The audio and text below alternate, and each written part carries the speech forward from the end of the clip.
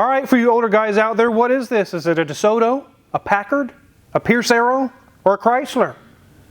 Let's find out what this thing is. Let's get started.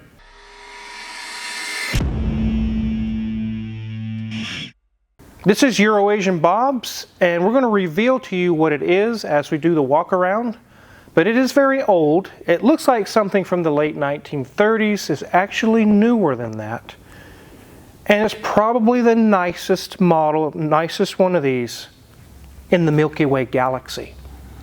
Basically anywhere. There probably are not any more of these this nice. We're just going to take a look at it today and kind of do a basic inspection, and then we'll get it on the lift and show you what it looks like underneath. But I definitely wanted to let you guys check this out before it gets sold. Let's take a look around this car. Alright guys, have you made your choice? A DeSoto, a Packard, a Pierce Arrow, an old Lincoln? What do you guys think it is? Guess in the comment section. And while you're typing, if you guessed anything that was made in America, you are absolutely wrong. It's a 1963 Volvo PV 544 Sport. This is a very rare sport model. You can see the engine designation B18. It's a 1.8 liter four-cylinder in it. This car looks like something from the late 30s or early 40s, doesn't it, guys? It is in very, very good condition. It does have a few scratches here, like right here on the hood. Right there where it says 544, there's a little scratch there. Not much else going on with scratches and dents, and I'm pretty sure this is original paint. I would think that it is. We can see at the back, it says Volvo Sport. This is not just a 544, but it's a special sport model. And again, B18. And as you're seeing, just like I'm seeing, this thing is pristine. It is very, very nice. It's hard to believe this is from the 60s. When we're thinking of the early 60s, we're thinking of Impalas and all those cool cars of the early 60s, Corvairs. This looks like 1938, World War II. Very, very nice. I got a surprise for you guys in the trunk. There's some junk in the trunk. Let's go check it out. So when everyone else is driving around Chevelles and Malibus and Novas and all those things in the early 60s, this thing was cruising around brand new, looking like 1930s. Let's see what's in this trunk. Has a little catch here. Has a lot of original shop manuals. There's a road and track mentioning the Volvo 544 B18. There's a Chilton's manual, 56 to 69 Volvo. Another repair tune-up guide. Tons and tons of books. There's an air filter, and we have an oil filter. We're going to do an oil change on it. Here's more of the service manuals. These look like factory service manuals. More service manuals. Lots of extra spare parts. This is one of those cases where they definitely went all out and bought all the extras. Sometimes you buy an older car and then you can spend a month or two trying to find the service manuals, especially something rare and older like this. This car comes with it all, so that's really cool. And we'll go ahead and get this closed. Go ahead and get this hood open. Wizard, you're not doing it right. This opens like a jag. That's right. This is not America. This is Sweden. This is all the things in Europe, which means it opens backwards. I'll go release the latch that is in the center of underneath of the dash. I bet you didn't foresee opening the hood this way, did you? Here's our 1.8 liter four-cylinder. It has a whopping 90 horsepower at 5,000 RPMs and 105 pound-feet of torque at 3,500. 3.3 inch bore, 3.2 inch stroke, 8.5 to 1 compression ratio with two SU carburetors here, as you can see, mounted to the intake. Not a very powerful engine, but it's a very small car, so it doesn't need tons of power. We have our little metal yellow fan there with no shroud. On older cars, I've heard people say, it's missing the fan shroud, bro. No, it's not. It didn't have one. My 63 Cadillac did not come with AC. It didn't come with a fan shroud either. and it came from the factory that way. So not all cars in the old days had fan shrouds. We need to get over that and get past that. It has very tiny radiator hoses. Those are like 1.5 inches. Very small, Mrs. Wizard. Oh, that's not even 1.5 inches, dear. That's maybe 1.25 inches. That is tiny. Very, very little. It's not hard to change the blower motor. It's right in your face, literally. The heater core, you can see these hoses going right into that metal box. You don't have to spend $2,000 to have your dash removed. You just remove the little metal box cover and put a new heater core in. Oh, Wizard, but you've got to have a very rare tool called the flat screwdriver. Yep, nobody uses those anymore, but they did back then. Here's our ignition coil, kind of mounted to the firewall. Very interesting. And the battery right in the center. Here's our voltage regulator for our generator. And here's the bag for our washer fluid. That's the way they did washer fluid back then. They didn't have a reservoir, they had just a bag. And like they did a lot of older cars, the belt runs the fan and a generator. That's it. There's no power steering. You take a look. No power steering pump or AC or smog pumps or anything over here. And here's our manual gearbox for the steering. No steering lines going to that at all. No power steering. All right, Mrs. Wizard, give them a tour of the really sweet interior. It's so nice. Wow, this is like an amazing gauge cluster. I absolutely adore this. I've never seen something just so interesting, different, and who would have thought Volvo would be the one to do that? But I love how the speedometer is all on the top, just in a nice linear line. That means we have our temperature gauge, we have our tripometer, and our odometer that says 69,129. And being that is only a 5-digit odometer, I think that's the original. I don't think there's a 100,000 peeking under there because this is just too nice otherwise. And of course we have our fuel gauge as well.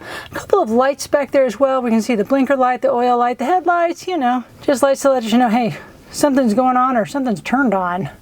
But as we move up, it is a very small dash, very small gap where there's a little bit coming out, but nothing too crazy. Not a dash mount, would definitely help keep protected. Here's our glove box, and Wizard says there's stuff in here. And lo and behold, there is. That is the original instruction book, the original warranty booklet,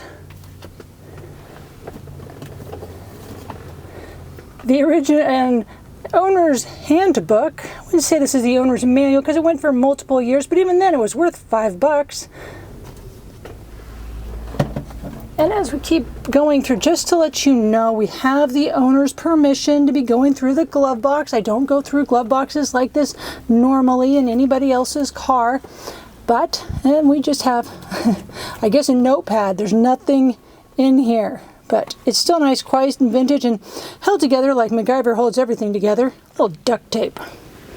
We have, also we've got like an ice scraper in here, another mirror that can hang from our visor, and just a few other whatnots in there as well. And as we move over, this is a functional radio. I've turned the key on. You can kind of hear. Here we go. So I'll go ahead and turn that off so we can listen to me and not static going on there. But got our cigarette lighter. We have our ashtray, which pulls straight out and it looks like it has never been used. It is very stiff. And then we have a pull knob for our wipers. That red lever back there is how you open and close the hood. And when I say close, yes you do. You have to latch it as well. So, interesting addition. As we move back, you'll see that we have a 4-speed gear selector here on the floor. Way down underneath there you can see we have some nice kind of plastic rubber matting as well. We know it's original because even here it says Volvo. Our e-brake is on the hump as well, and our seats are a plastic, but they are quite comfortable. They're reminiscent of that Citroen we had, where it's nice and very, very cushy. Door card is a kind of a dove gray with a black handle, and note how the handle is still nicely attached. So many times they come detached and make it harder to close the door. We do have lots of red accents as well, and this is the color of the paint outside, which is very common done in the 1960s. As we move to our back seat, we have a nice little arm shelf over there. The seat in the back looks absolutely pristine. I don't even see anything going on back here. Can't imagine too many children have ridden back there. At least they were not given Cheerios to eat back there. We do have a nice shelf with carpeting back there that's looking quite nice. And we have a perforated headliner as well. Back at our steering wheel, and I love this nice silver ring going around the edge, but yes, this is a Volvo, and that is not the typical Volvo symbol we are used to seeing in today's cars. But as always, things modernize as we move through time. One thing that we didn't see earlier is way back over here is our choke. We don't see that option very often today, but yes, to get this car started, you probably will need to pull and adjust that choke to get it going, and then of course put it back to nothing after we're done. We have controls also back there for our fan, our lights, and our HVAC system on the driver's side. Passenger does not get any control over what's happening with their climate control. Mind you, this doesn't have air conditioning. So, enough this interior talk. Let's get this up in the air and see what it looks like on the underneath. Ow! Wizard, that thing's insanely loud.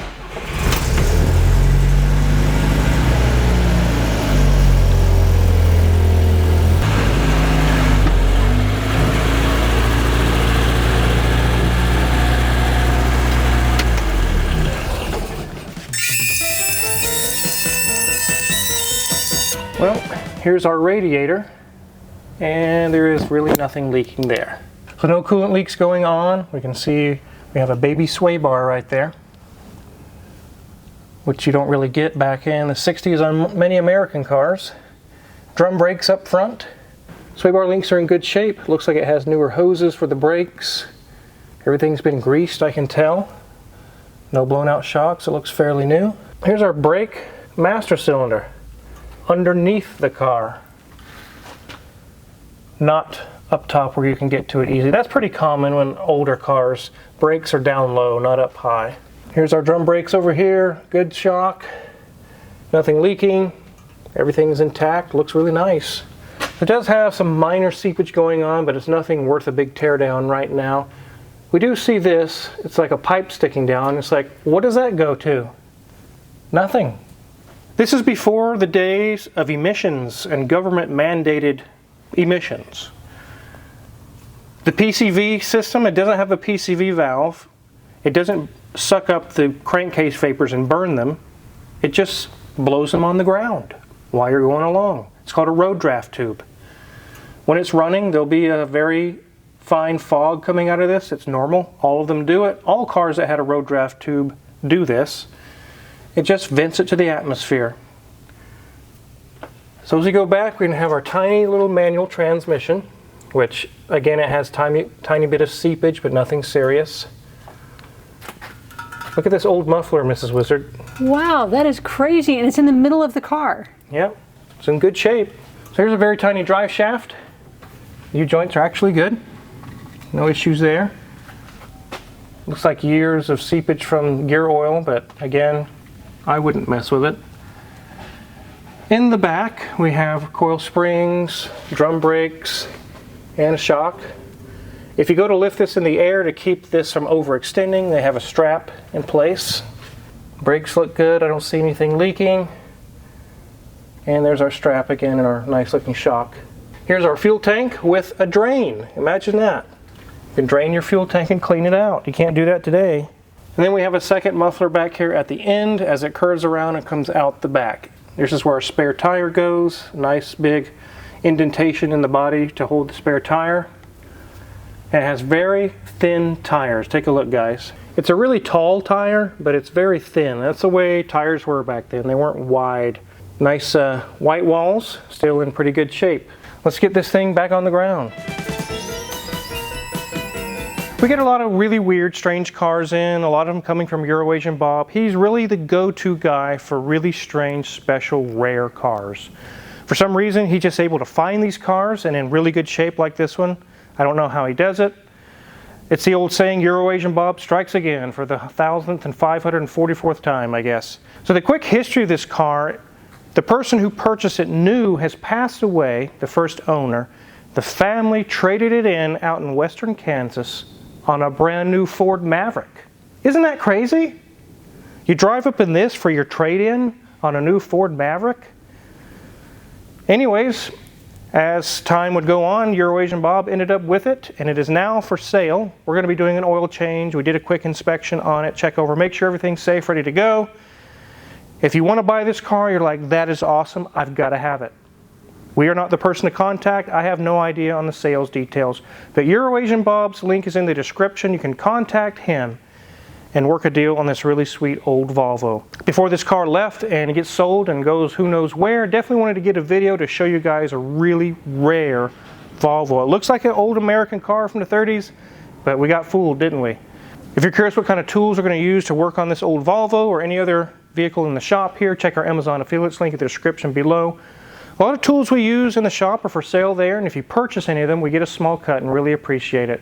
Make sure to hit the subscribe button because there's so many more cool videos to come. Thanks for watching.